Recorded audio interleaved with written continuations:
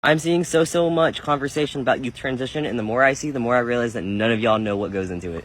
Okay, say an 11-year-old kid goes to their mom and they say, Mom, I'm trans, a female. They want to identify as a boy.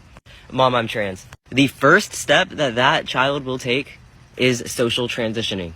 Cut your hair, wear different clothes, go by a different name, be preferred to be called something else. It's not that serious. That child at any point can go backsies and decide that they don't want that. Be Ella again by tomorrow. Starts to get serious. This kid says, Mom, I want to transition. I want this for my life. That mom is going to take the kid to a therapist, preferably a gender therapist. That therapist is going to help the kid evaluate emotions that they're going through, help the kid understand themselves better, understand their gender better, understand everything that goes on inside their little noggin. Therapy can be great for kids, especially ones going through big emotions. Maybe this therapist recommends a referral to go get puberty blockers. So the kid goes on puberty blockers. If the child changes their mind at this point, even being on puberty blockers, they can still 100% detransition without any zero permanent effects. They will resume normal progression of physical and emotional changes that they're going to go through with their sexist puberty. Puberty blockers just give you more time to figure out what you need before you make any permanent changes. And it's given to normal kids with precocious puberty. Been in use since like the 80s. Maybe a couple years down the line, that kid is super serious. They've identified as male for a lot of their life at this point. They have gender dysphoria. Their gender dysphoria makes their life worse. Maybe they're going to go back to the therapist, and maybe that therapist is going to recommend HRT.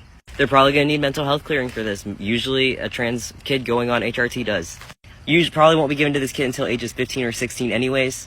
Not really prescribed until then. And that kid is probably going to start on a lower dose than an adult would. They taper it up to make sure that kid isn't going through changes too quickly. Maybe, just maybe, over 5 years after this kid came out and has been living their truest life, maybe will that kid get a surgery. They might be 17 at the age of it, if they're lucky. Again, they're going to need more therapy. They're going to need thousands of dollars to get this surgery. They're going to have to wait on the wait list for the consultation and for the surgery date.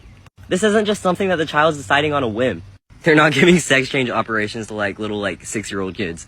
I don't even think they can give puberty blockers to 6-year-old kids. It's usually a pretty lengthy process. Out of the 26 million US youth, maybe 300,000 of them will be trans. A small number of kids are already trans, and an even smaller number are receiving gender affirming care. It's a non-issue. If you're about protecting the kids, you might want to consider protecting resources like therapy and puberty blockers for these kids. You don't want them making permanent decisions. Let them take the fucking puberty blockers. Are you dumb? Come on, use your noggin.